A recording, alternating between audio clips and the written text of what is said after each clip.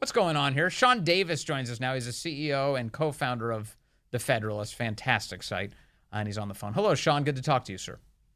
Good to be with you. Thank you for having me. All right. So anytime I see the words Russia and we're within 60 days of an election, I instantly think this is garbage. What do you think? Well, you are a wise man indeed, because it is garbage.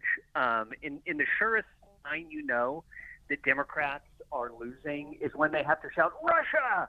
Russia, Russia, Russia. It's their go-to play. Anytime they're losing, they trot it out. They try to pretend that the worst governments meddling in our election are in Beijing or Moscow or Tehran, when the truth of the matter is that the regime most to the American people and stealing elections and rigging elections and interfering is the U.S. government in Washington, D.C. Yes, for sure. They've been way more effective at meddling in our elections than the Russians spending. According to this indictment from yesterday, so the Russians, if I'm to believe it, they spent $10 million, and that money was funneled to a variety of podcasters who had no idea where the money was actually coming from. And the podcasters produced 2,000 videos, most of which have nothing to do with Russia. And all of those videos created just 16 million total views. This is nothing. This is breaking wind in a hurricane. This has no influence whatsoever. What am I missing? You're not missing anything. It is. It's a fart in the wind. And what I find really interesting is if you actually look at their accusations and you look at some of the people involved, namely running this corporation called Tenet Media or whatever, the people running that, if you look at their rhetoric, it was not pro-Trump rhetoric. In fact, a lot of it looked like it was designed to peel people on the right away from Trump, which is why I found it so interesting today when Vladimir Putin, who had previously said he wanted Biden to win for obvious reasons, Biden's been wonderful for Putin in Russia, he said either last night or this morning, no, he wants Harris to win. And when you look at the rhetoric these people were using, that actually matches. This wasn't done for Trump. This wasn't done to help Trump. If anything, it was being done to hurt him, which is why the coverage of it has been so insane. Yeah. Yeah, but as I was reading through the indictment, I saw that clip too, and I was laughing out loud as I saw that. As Putin says he wants Kamala Harris to win the election, and the left is insisting that he's just trying to. It's reverse psychology. Okay, whatever. But in the indictment from the Justice Department, they kind of go out of their way to say that there's only one political party. This is in their affidavits. There's only one political party that is skeptical of the U.S.'s involvement in Ukraine.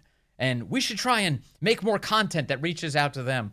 What? Okay, so the Russians like that some Americans have this opinion. I'm wondering, does that mean I'm not allowed to have that opinion? Because scrutinizing our Ukraine spending, that seems like a very legitimate American opinion to have. Well, and you actually got to the root of the problem here. And the root is not some stupid foreign government creating Facebook ads or dumb videos that no one watches. The root problem here is that our own government, which is supposed to represent us and protect our rights under the Constitution, is trying to make illegal, is trying to make look nefarious any opinions that they don't like. So if you're an American who's like, you know what, our cities are crumbling, crime's insane, our border is awful, everything's expensive, maybe we shouldn't be spending $1 trillion in a foreign country, the idea that that would somehow make you a foreign asset is completely insane. That belief is actually treasonous, which is the idea that your opinions make you a criminal. It is so un-American that I am shocked at the number of people that are just buying into the DOJ propaganda. Yes. Because what we have is our own government trying to criminalize our own beliefs and opinions, which are completely proper, in many cases very true, and obviously the optimal opinions, and yet our government is trying to shut us down and turn us into criminals because of what we believe. Also, there's something very seedy about the government trying to prosecute any expression of speech. I happen to believe that foreign governments, foreign nationals, they should be allowed to say whatever they want, and we should be able to allowed to respond in kind. When I think of foreign agent violations, what I'm most concerned about is the guys who have proximity to power. If you're working on behalf of China and you own a politician and you're advancing the interests of the commies in China, that sounds like a foreign agent who's doing something nefarious. You know, we've got We've got foreign agents for China inside of the New York governor's office who just got busted. Hunter Biden has been taking money from China and from Ukraine and from the wife of the mayor of Moscow in order to get his father to conduct U.S. policy to their favor. And we're supposed to believe that people who are expressing opinions they already had is actually the scandal? Exactly. And it would be a totally different ballgame if all of these, unregistered foreign agency jobs were being prosecuted evenly. If they had gone after Tony Podesta with the same verve and vim and vigor that they used to go after Paul Manafort. But they don't. These are obviously political prosecutions that they bring about at key times in elections when they need to turn a narrative. It's not something they evenly prosecute. And once you see a law that's only used as a weapon against one side at particular times for clearly political benefit, you start asking questions like, is this really about the law, or is this just you trying to create a story out of nothing because you don't like where the political winds are blowing? So that is not American. It's un-American. So an analog to this is what happened in the 2020 election. The government comes out and says the Russians are interfering in our election. In fact, the Hunter Biden laptop story itself is Russian disinformation. 51 intel officials, current and former people, get together and they tell us that it's all Russian disinformation. And that's used as a predicate by the legacy media and the social media firms to shut down anyone who would declare that as their own opinion. That actually, I think the Hunter Biden laptop is real. Boom, that story gets shut down. New York Post links. Boom, those stories get shut down. To what extent is this the opening salvo in an effort to do the same thing in this election? Oh, I assume it's absolutely the opening salvo. I've been joking on X that I don't know if this is Russiagate version 3.0 or 10.0 or 25.0 because they only got one play in their playbook and they keep running it over and over and again. But you did a great job of making the point about government disinformation.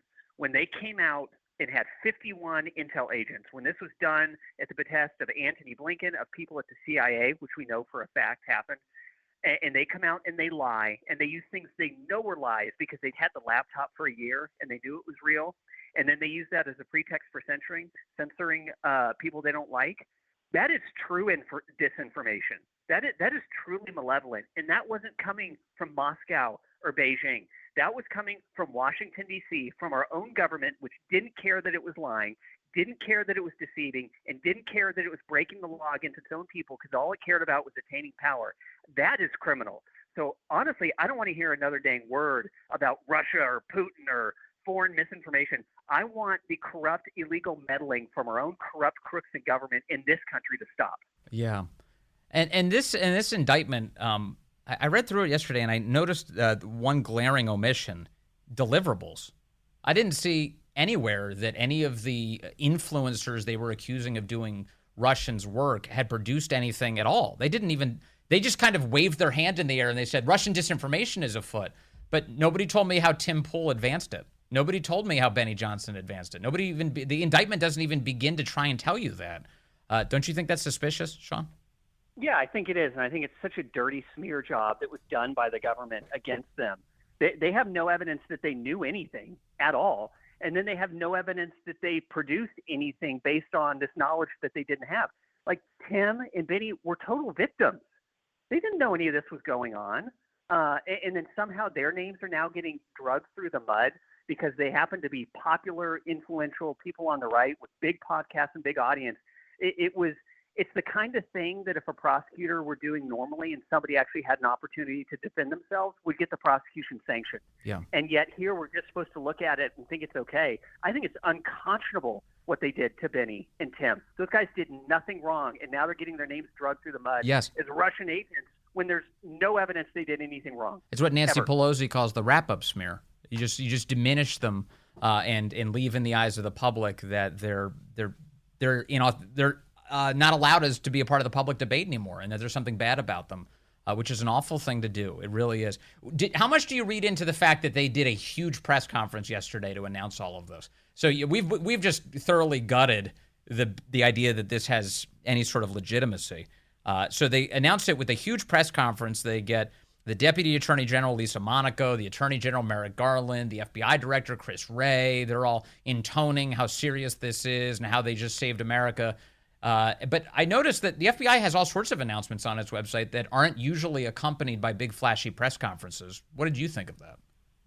I mean, it showed us that an op was afoot, and I find it fascinating that a bunch of gangsters in government who have spent the last 2 to 3 years trying to put their political opponent in prison, trying to bankrupt him, raiding his home. That we had the FBI director, after Donald Trump was nearly killed and shot in the head because of the incompetence of our FBI and Secret Service, went before Congress and raised the suggestion, gave oxygen to the completely deranged conspiracy theory that Trump was never shot. But now he's going to show up at a press conference and complain about Russia. I mean, these people are gangsters and they should be all in prison. And I will tell you, my reaction whenever I see these people on TV is to assume, oh, they're just lying. They're all liars. They're all crooks. I honestly don't care what they have to say about anything because I know their track record and I know their motives and I've seen how corrupt they are. Is it your impression, Sean Davis, that more people are aware of this game now? I feel like the half-life on these stories is very tiny now. Like that the way especially conservatives are responding is bullcrap. Like instantly, bullcrap. I know it. I know it in my heart. And then you read it and you're like, yep, you're vindicated. It feels like the shelf life on these frauds, these hoaxes, is very short. It is, and it's really interesting to me, not just to see the reaction of normal people or people online who get it, but usually the trailing indicator of how Republicans in Washington react, because they're usually dumber and slower than everyone else. And 6 or 8 years ago, you would have seen Manu Raju at CNN going around sticking a microphone in Mitt Romney's face, and then Mitt Romney or Jeff Flake groveling about how serious these accusations are, and they're so disturbing. We didn't even see the dumbest and most milquetoast of Republicans getting conned by this, which I think is really interesting and an indicator of how ineffective these hoaxes are becoming since they're doing them so often. And I just also want to add one other piece here to what you just said. Your colleague, the editor-in-chief at The Federalist, Molly Hemingway, she had this to say yesterday on Special Report, which is not a small deal. It's like she's on the final panel on Special Report. A lot of these establishment Republicans you're talking about, they watch this. And Molly was clear as she gave the final word on this subject yesterday. Is striking, and all of it is disconcerting that foreign governments would try to meddle in our U.S. elections. What's particularly problematic, though, is our Department of Justice and FBI are the least credible people to talk about this, given the information operations they ran against the American people with their Russia collusion hoax, with their cover-up of the Hunter Biden laptop in which they lied about the situation and claimed that it was Russian disinformation and used that to censor American speech, even the first impeachment. The Department of Justice and FBI, there are consequences for those information ops they ran against the American people, and we do need protection from some of these foreign governments meddling in our elections, but we also need protection from our Department of Justice, FBI, and other intelligence agencies who are doing the same. An excellent summary of what's going on here, which is like, okay, please, but we're going to believe these guys? They're the ones who are running ops on us. She's so correct, and I'm so glad she was able to say that last night. It's interesting if you look at history, if you look at the kinds of things that America uses as indications of authoritarian or tyrannical regimes, it's censorship, it's trying to imprison their political opponents, it's trying to throw people off the ballot. If another country were doing the things that our own government has been doing to us for the last 4 years, we would have people demanding regime change because that type of authoritarian tyranny can't be allowed to stand. And so I would just say, I don't want Russia or Iran or China involved in our nonsense in our elections, but I really would like our own government to stop running ops against us. And I will start caring a lot more about what people 7,000 miles are doing when our own government, which is 20 miles away, stops this nonsense. Yeah, stop hurting us and get back on our side. Those are the first steps. Sean Davis, thank you very much from The Federalist. Always so good to talk to you, sir.